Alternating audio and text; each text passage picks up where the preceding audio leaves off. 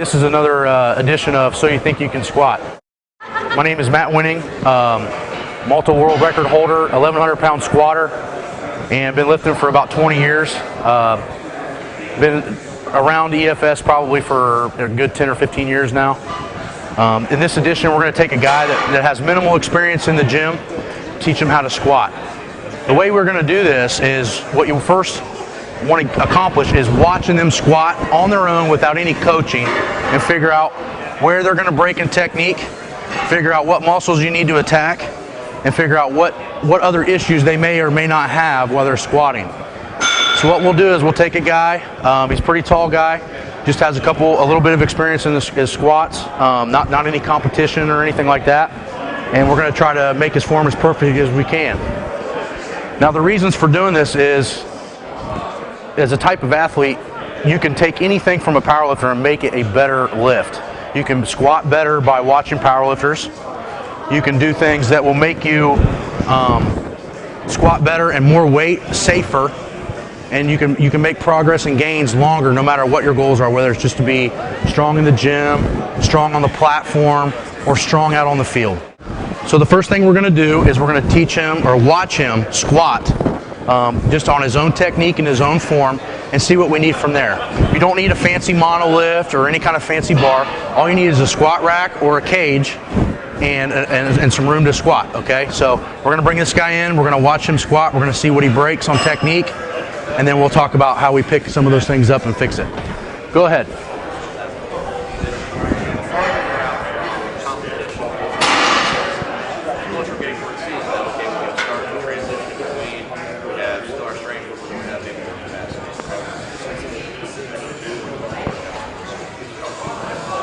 Look at his feet. Come and watch his lower back. Do 3 more. Watch his lower back. Okay, what we're seeing here is pelvic tilt right at the bottom. We're seeing his butt turn under his back. We're seeing his toe pressure come on his feet and come off of his heels. And we're seeing his eyes looking down, which is causing his upper back to round once the weight gets heavy enough to have any kind of pressure on his back. We're also seeing a huge quad dominance in his squat, which is basically hiding his lower back weak spots in his hamstrings. So what we're going to do now is we're going to readjust his form by using a box. We're going to teach him to set up correctly, and then we should make some big progress from there. The box squat is the best way to learn how to squat. Here you can see guys setting up the box. We don't exactly know what height we're going to use for him yet. We're going to dial that in as we go. But the box squat is the simplest and easiest way to teach somebody to sit back.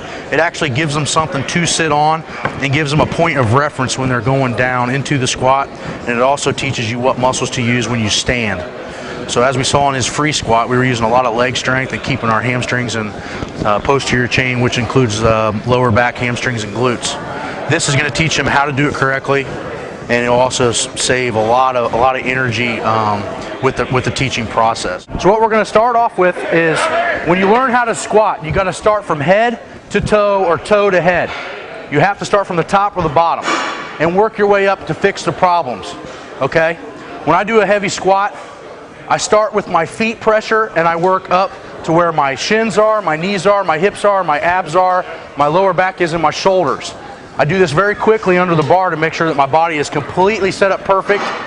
For simplicity of teaching, we're going to start him from the top so you can see where he needs to have the bar. The first thing that you want to try to do is to always make sure that your hands are in the same position every time you squat, no matter beginner or advanced. People can have small little errors in where they're setting themselves on the bar.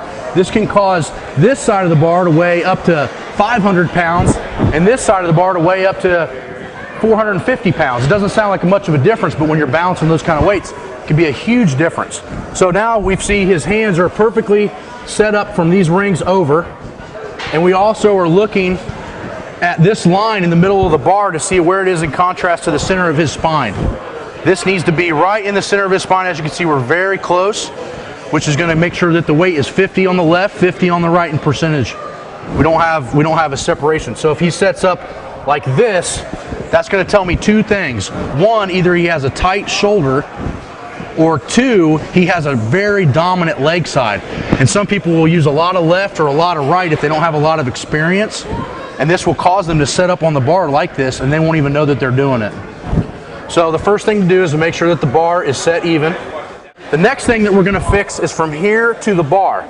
Now most people, go around the front, most people are going to have a position of look down. They're going to look down or they're going to look neutral. So what we want to fix is, this is his natural position when he was squatting. What we're going to fix is I want his head up so his traps are pinched into the bar. I want his eyes on something that's a little higher than neutral. So instead of looking straight ahead, I want him to look about 25 to 30 degrees up. Now that for me is usually, see where those bolts go into the wall?